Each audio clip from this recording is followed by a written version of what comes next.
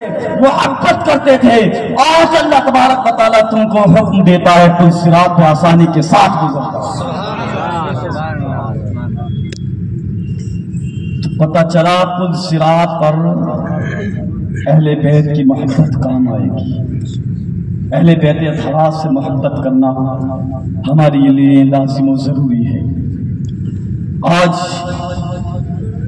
کچھ یزیدی، کچھ فتنے برپا انسان، کچھ گستاخان اہل بیت کہتے پھرتے ہیں، لوگوں کے دل میں وسوسے ڈالتے ہیں، چیخ چیخ کر کہتے ہیں کہ اہل بیت اطہارات کی محبت انسان کے لیے لازم اور ضروری نہیں ہے۔ یہ یزیدی، انہیں اس چیز کا مطلب پتہ نہیں کہ اہل بیت اطہارات کو اللہ تبارک و تعالیٰ نے کتنی طاقت عطا فرمائی ہے۔ میں ایک حدیث پاک آپ کو بتاتا ہوا چلتا ہوں، اور اس حدیث پاک سے بالکل ظاہر ہو جائے گا کہ ہمیں اہل بیت اطہارات سے کتنی محبت کرنی چاہیے، کتنی محبت کرنی چاہیے۔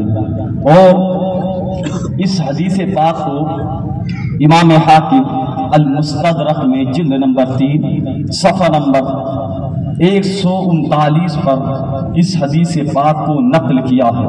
ارشاد فرماتے ہیں کہ عن ابن عباس رضی اللہ تعالی عنہ قال النبی صلی اللہ تعالی علیہ وسلم لو ان رجلا سفن بین الرکن والمقام فصلى وصام ثم لقي الله وهو مبغض لأهل بيت محمد صلی اللہ تعالی علیہ وسلم قد دخل النار۔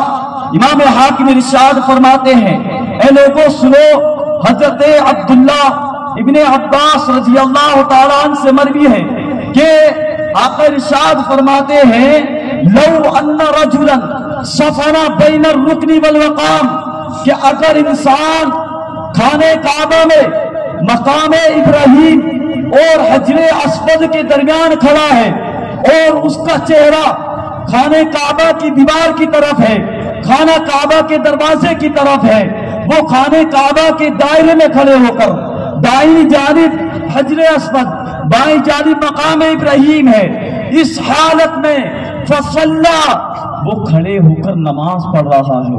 نماز کون سی نماز؟ کوئی عام نماز نہیں، بلکہ وہ نماز کہ اگر اس نماز کو خانہ کعبہ کے علاوہ پوری دنیا میں کہیں بھی پڑھی جائے تو اللہ تبارک و تعالیٰ ایک رکعت کے بدلے ایک رکعت کا ثواب عطا فرماتا ہے۔ لیکن اے میرے مومن بندو، اے مسلمانوں سنو، خانہ کعبہ وہ مقدس جگہ ہے کہ جہاں پر اگر کوئی انسان ایک رکعت نماز ادا کرتا ہے تو اللہ تبارک و تعالیٰ ایسے انسان کو ایک رکعت کا نہیں بلکہ 1,00,000 رکعت نمازوں کا ثواب عطا فرماتا ہے۔ خانہ کعبہ میں کھڑے ہو کر وہ انسان فصلا، نماز پڑھ رہا ہے، ثم صام، اور اس حالت میں کہ وہ روزہ بھی رکھے ہوئے ہیں، اس حالت میں کہ نماز پڑھ رہا ہے، روزہ رکھے ہوئے ہیں۔ روزہ کیا؟ روزہ وہ کہ جس کے بارے میں اللہ رب العزت ارشاد فرماتا ہے کہ روزہ میرے لیے ہے اور میں اس کی جزا دینے والا ہوں، اور مفسران اکرام ارشاد فرماتے ہیں کہ روزے کی جزا یہ ہوگی کہ جنت میں جب جنتی چلے جائیں گے تو اللہ تبارک و تعالیٰ پکارے گا، اے میرے بندو سنو، تم نے دنیا میں رہ کر روزہ رکھا تھا، آج میں تمہیں جنت میں اس روزے کا بدل دینا چاہتا ہوں۔ ارشاد فرمائے گا، اے میرے بندو، تمہارے آنکھوں کے تمام پردوں کو ہٹا دیا جاتا ہے، تم جتنا چاہو میرا دیدار کرو۔ جنتی جنت میں اللہ تبارک و تعالیٰ کا دیدار فرمائے۔ اب انسان روزہ رکھے ہوئے ہے، نماز کی حالت میں ہے، آقا ارشاد فرماتے ہیں ثم لقی اللہ، پھر وہ انسان جو ہے انتقال کر جائے، اور انتقال کر جانے کے بعد ثم لقی اللہ، آقا ارشاد فرماتے ہیں وَهُوَ مُبْغِضٌ لِأَهْلِ بَيْتِ، اور اس حال میں کہ وہ اہل بیت اطہرات کے بغض کو اپنے دل میں بسائے ہوئے تھا کہ وہ اگرچہ نماز تو پڑھ رہا تھا لیکن اس کے دل میں نبی کی آل کی محبت نہیں تھی. اور آقا ارشاد فرماتے ہیں ثم وهو مبغض لآل بیت محمد صلی اللہ تعالی علیہ وسلم قد دخل النار. ایسا انسان کہ جس کے دل میں میرے اہل بیت اطہرات کی محبت نہ ہو، اگرچہ وہ خانے کعبہ میں نماز پڑھ رہا ہو، روزے کی حالت میں اس کا انتقال ہو، لیکن اے لوگوں سنو، یہ نماز روزہ یہ عبادتیں اس کے کام نہیں آئیں گی. کیوں؟ اس وجہ سے کہ جب وہ مرا تھا اس کے دل میں نبی کے اہل بیت اطہرات کا بغض بھرا ہوا تھا. قد دخل النار. تو اللہ تبارک و تعالی ایسے انسان کو جنت نہیں بلکہ دوزخ میں ڈال دے گا کہ تو نے دنیا میں رہ کر اہل بیت اطہرات سے محبت نہیں کی، آج اس کا بدل یہ ہے کہ میں تجھے جہنم میں ڈال رہا ہوں. تو نبی کے آل کی محبت ہمارے لیے لازم و ضروری ہے. سنن ترمذی کی حدیث پاک ہے، حدیث نمبر 3789 حدیث پاک ہے، اور حضرت عبداللہ ابن عباس رضی اللہ تعالیٰ عنہ سے مروی ہے. اس حدیث پاک کا مفہوم بتا کر انشاءاللہ تبارک و تعالیٰ میں اپنی گفتگو کو اختتام کی طرف لے کر چلوں گا انشاءاللہ تبارک و تعالیٰ. یہ حدیث پاک بہت ہی زیادہ فائدہ مند ہے ہر ایک انسان کے لیے، اور اس حدیث پاک کے تحت انشاءاللہ تبارک و تعالیٰ میں حضور اعلی حضرت علی رحمت و رضوان کا محبت نبی کریم صلی اللہ تعالیٰ علیہ وسلم سے کتنی تھی اس کے تحت بھی میں تھوڑی سی گفتگو کروں گا. آئے حدیث پاک سنیں، بڑی ہی شاندار حدیث پاک ہے کہ قال النبی صلی اللہ تعالیٰ علیہ وسلم احب اللہ لما یغدوکم من نعمہ. آقا ارشاد فرماتے ہیں اے میرے امتیوں، احب اللہ تبارک و تعالیٰ سے محبت کرو. سوال پیدا ہوا اللہ رب العزت سے کیوں محبت کریں؟ لما یغدوکم من نعمہ، اس وجہ سے کہ اللہ تبارک و تعالیٰ پورا دن تم پر اپنی نعمتیں اتارتا ہے، اپنی رحمتیں اتارتا ہے، اپنی عظمتیں اتارتا ہے، اپنی بلندیاں اتارتا ہے. تو ہمیں چاہیے کہ آقا ارشاد فرماتے ہیں کہ جب ہم اللہ رب العزت کی نعمتوں کو کھاتے ہیں، دن میں اللہ تبارک و تعالیٰ کی رحمتوں سے فائدہ اٹھاتے ہیں، ہم اللہ تبارک و تعالیٰ کے عزت اور اکرام اور اللہ رب العزت کی جو قدرت ہے اس قدرت سے جب ہم فائدہ اٹھاتے ہیں تو ہمارا حق یہ ہے کہ احب اللہ، ہم اللہ تبارک و تعالیٰ کی اللہ رب العزت سے محبت کریں. پھر آقا ارشاد فرماتے ہیں وَأُحِبُّونِي بِحُبِّ اللَّهِ، اور اے لوگوں تم مجھ سے محبت کرو. کیوں بحب اللہ؟ اس لیے کہ اللہ تبارک و تعالیٰ مجھ سے محبت کرتا ہے. تو تمہارے اوپر لازم و ضروری یہ ہے کہ جس سے اللہ تبارک و تعالیٰ محبت کرتا ہے، اور اللہ کس سے محبت کرتا ہے؟ اللہ رب العزت نبی سے محبت کرتا ہے. تو ہمارے اوپر بھی لازم و ضروری ہے کہ ہم نبی کریم صلی اللہ تعالیٰ علیہ وسلم سے محبت کریں. اور آقا ارشاد فرماتے ہیں وَأُحِبُّ أَهْلِ بَيْتِي لِحُبِّهِ، اور میرے اہل بیت اطہرات سے محبت کرو، میری آل سے، میری اولاد سے، میرے رشتہ دار، میرے دوست و احباب سے محبت کرو. لحبہ، کیوں؟ اس لیے کہ میں اپنے آل سے، اپنی اہل بیت اطہرات سے، اپنی اولاد سے محبت کرتا ہوں. تو اب پتہ چلتا ہے کہ ہمیں نبی سے بھی محبت کرنی ہے، نبی کی آل سے بھی محبت کرنی ہے. اب سوال پیدا ہوا کہ نبی سے محبت کیسے کریں؟ آؤ امام احمد رضا خواہ فاضل بریلوی علیہ رحمت و رضوان کی ہسٹری کو اٹھا کر دیکھو. حضور اعلیٰ حضرت علی رحمت و رضوان نے ہمیں طریقہ سکھا دیا، طریقہ بتا دیا، ہمارے دلوں کو نبی کی طرف موڑ دیا. کون امام احمد رضا؟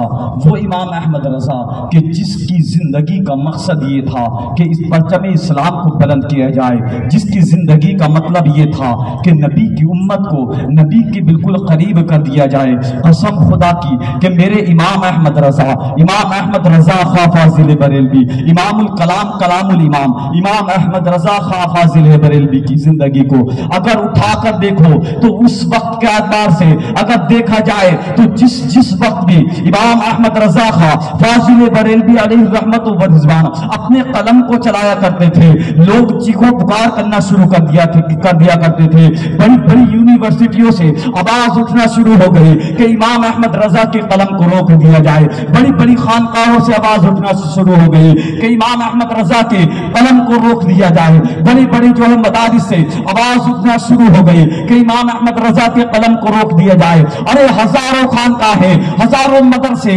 ہزاروں یونیورسٹیاں، بڑی بڑی دنیا کے کونے کونے سے آواز اٹھ رہی تھی امام احمد رضا کے قلم کو روک دیا جائے، لیکن اللہ تبارک و تعالیٰ کی قدرت تھی، امام احمد رضا کے دل میں عشق مصطفیٰ اس طریقے سے پیوست تھا، قسم خدا کی اگرچہ ہزاروں پریشانیاں امام احمد رضا پر آئیں، لیکن کبھی بھی اپنی زندگی میں امام احمد رضا نے اپنے قلم کو، بڑھتے ہوئے قلم کو رکنے نہ دیا۔ جس طریقے سے میرے امام نے اپنے قلم کو بڑھایا، اسی طریقے سے میرے امام پوری دنیا اپنے قدموں کو بھی بڑھا۔ امام احمد رضا خان فاضل بریلوی علیہ رحمت و رضوان جس وقت مکہ معظمہ کے ساحل پر اترے، اس وقت امام احمد رضا خان فاضل بریلوی علیہ رحمت و رضوان نے اپنے پیروں سے چپلوں کو اتار دیا۔ جب چپلوں کو اتارا تو آپ کے شاگرد نے عرض کی، اے امام احمد رضا، ذرا سنیں کہ مکہ معظمہ کی جو زمین ہے یہ پتھریلی زمین ہے، ان گلیوں میں کانٹے موجود ہیں، یہ جگہ ننگے پیر چلنے کی جگہ نہیں ہے۔ اے امام احمد رضا، آپ نے چپل کیوں اتار دیے؟ آپ چپل پہن لیجئے۔ قسم خدا کی میرے امام نے ارشاد فرمایا، اے میرے غلام، اگر سننا چاہتا ہے تو سن، اے میرے خادم اگر سننا چاہتا ہے تو سن۔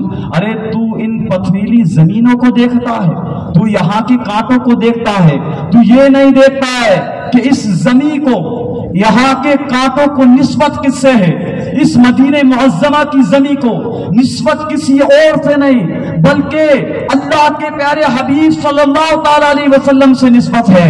ارے جس چیز کو میرے مصطفیٰ سے نسبت ہو جائے، قسم خدا کی اگر وہ میرے جسم میں جو ہے میرے جسم کے اندر داخل ہو جائے، میرے جسم سے خون بھی بہ جائے، تو وہ مجھے تکلیف نہیں پہنچا سکتی۔ کیوں؟ اس لیے کہ وہ مٹی، وہ کانٹے، وہ امام، اس کی نسبت نبی کریم صلی اللہ تعالیٰ علیہ وسلم۔ سبحان اللہ، جزاک اللہ۔ پھر امام احمد رضا چل رہے ہیں، ارشاد فرمایا، تیرے قدم اور یہ خاک پاک، تیرے قدم اور یہ خاک پاک حسرت ملائکہ کو جہاں وضع سر کی ہے، حسرت ملائکہ کو جہاں وضع سر کی ہے۔ امام احمد رضا خان ننگے قدم چلتے رہے، اچانک سے آپ کے قدم میں ایک کانٹا چبھ گیا۔ جب کانٹا امام احمد رضا خان کے قدم میں چبھا، میرے امام نے کانٹے کو پیر سے نکالا، نکالنے کے بعد اپنی آنکھوں کے سامنے کانٹے کو کیا اور ارشاد فرمایا، وہیں پر شعر لکھ دیا، اے یار غار مدینہ، پاؤں سے تجھے کیا کام؟ ارشاد فرمایا، اے یار غار مدینہ، پاؤں سے تجھے کیا کام؟ آ میری جان، دل میں رستہ تیرا، آ میری جان، دل میں رستہ تیرا۔ ارشاد فرمایا، اے کانٹے، تیرا مقام و مرتبہ نبی کی نسبت سے میرے قدموں میں نہیں ہے، جو تو میرے قدموں میں آ کر لگ رہا ہے۔ اے کانٹے، تیرا مقام میرے دل میں ہے، آ کر میرے دل میں رس جا۔ امام احمد رضا خان فاضل بریلوی نبی کریم صلی اللہ تعالی علیہ وسلم کی چند منٹ میں اپنی بات کو میں ختم کرتا ہوا چلتا ہوں۔ جب نبی کریم صلی اللہ تعالی علیہ وسلم کے سامنے پہنچے، روز اقدس پر جب پہنچے، جالیوں کے سامنے کھڑے ہیں، آنکھوں سے آنسو جاری ہیں، اللہ اکبر، دل میں حسرت تھی کہ آج نبی کی زیارت کر جاؤں گا، دل میں آرزو تھی کہ آج نبی کی زیارت کر جاؤں گا۔ جیسے جالیوں کے پاس کھڑے ہوئے کہنے لگے، اے آقا کریم صلی اللہ تعالی علیہ وسلم، آج آپ کا یہ غلام آپ کی زیارت کرنے کے لیے آیا ہے۔ اے آقا کریم صلی اللہ تعالی علیہ وسلم، آج تک میں دنیا میں رہا، میں نے ہندوستان میں بیٹھ کر آپ کی شان و قوت نہیں دیکھی، لیکن میں کہتا رہا مصطفیٰ جان رحمت پہ لاکھوں سلام، شمع بزم ہدایت پہ لاکھوں سلام۔ اے آقا کریم صلی اللہ تعالی علیہ وسلم، میں نے آپ کی آنکھوں کو نہ دیکھا، لیکن میں ہندوستان میں بیٹھ کر کہتا رہا، پکارتا رہا، نیچی آنکھوں کی شرم و حیا پر درود، اونچی بینی کی رفعت میں لاکھوں سلام۔ اے آقا، میں نے آپ کی زبان مبارک کو نہ دیکھا تھا، لیکن ہندوستان میں بیٹھ کر میں چیخ چیخ کر کہہ رہا تھا، میں چیخ چیخ کر کہہ رہا تھا، وہ زبان جس کو سب کن کی کنجی کہیں، وہ زبان جس کو سب کن کی کنجی کہیں، اس نافذ حکومت پہ لاکھوں سلام۔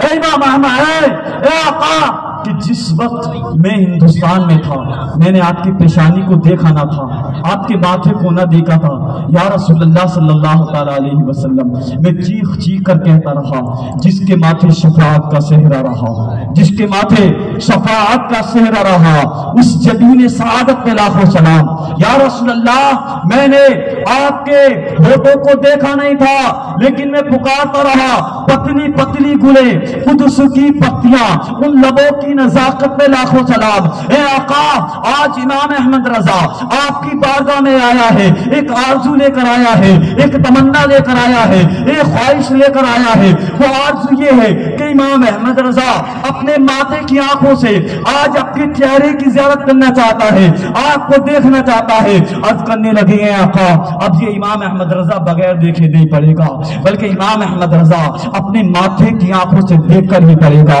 وہ کہنے لگے، جب میرے مصطفیٰ کا چہرہ امام کو جو ہے نظر نہیں آ رہا تھا، تو اس وقت آپ کہنے لگے، کوئی کیوں پوچھے تجھ سے تیری بات رضا، کوئی کیوں پوچھے تجھ سے تیری بات رضا، تجھ سے کتے ہزار پھرتے ہیں۔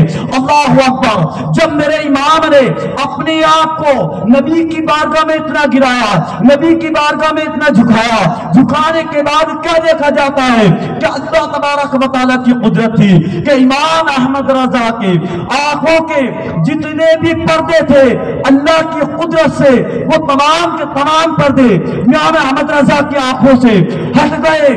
کیا دیکھا جاتا ہے کہ جب امام احمد رضا نے روتے روتے اپنی آنکھوں کو کھولا تو سامنے آقا کریم صلی اللہ تعالی علیہ وسلم نظر آ رہے تھے۔ جیسے ہی اپنے آنکھوں کے، اپنے ماتھے کی آنکھوں سے جب آقا کے چہرے کو دیکھا تو ارشاد فرمایا، کہنے لگے، پیش نظر وہ نوبہار، پیش نظر وہ نوبہار، سجدے کو دل ہے بے قرار، روکیے سر کو روکیے، ہاں یہی تو امتحان ہے۔ ارشاد فرمایا کہ نبی کے چہرے کو جس وقت میں نے دیکھا تھا تو نبی کے چہرے کی نورانیت کو دیکھ کر دل تو یہ چاہتا تھا کہ سجدہ کر لوں، لیکن سجدہ کرنا یہ نبی کے لیے جائز نہیں، بلکہ اللہ کے سوا اور کسی کے لیے جو ہے سجدہ کرنا حرام تھا۔ اس لیے میں نے اپنے دل کو بھی روکا، اپنے چہرے کو، اپنے سر کی پیشانی کو بھی روکا کہ سجدہ نہیں کرنا۔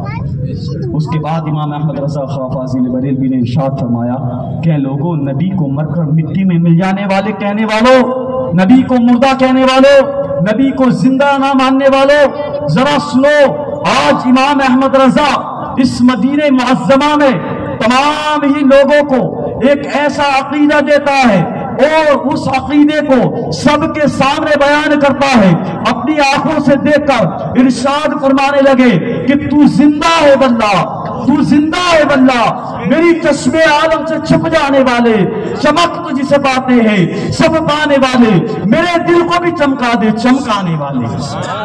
امام احمد رضا خواہ فاضل بریلوی نے اپنی پوری زندگی اللہ کے پیارے حبیب صلی اللہ تعالی علیہ وسلم سے محبت کرنے میں گزار دی، اور آپ نے نبی کی ذات اقدس اور نبی کے وقار کو پوری دنیا میں ایسے نصابت کر دیا کہ ہر ایک کی زبان پر یہی تھا کہ نبی مر کر مٹی میں نہیں ملے، بلکہ نبی جیسے کل زندہ تھے آج بھی زندہ ہے۔ اللہ تبارک و تعالیٰ سے دعا ہے کہ مولا تبارک و تعالیٰ میرے بولنے میں کوئی بھی لفظ قصدن عمدن خطا یا غلطی خامی واقع ہوئی ہو، اپنے پیارے حبیب صلی اللہ علیہ وسلم کے صدقے طفیل اس کو معاف فرمائے۔ میرے ساتھ مل کر تمام حضرات کلمہ طیبہ پڑھ لیجیے، لا الہ الا اللہ محمد رسول اللہ۔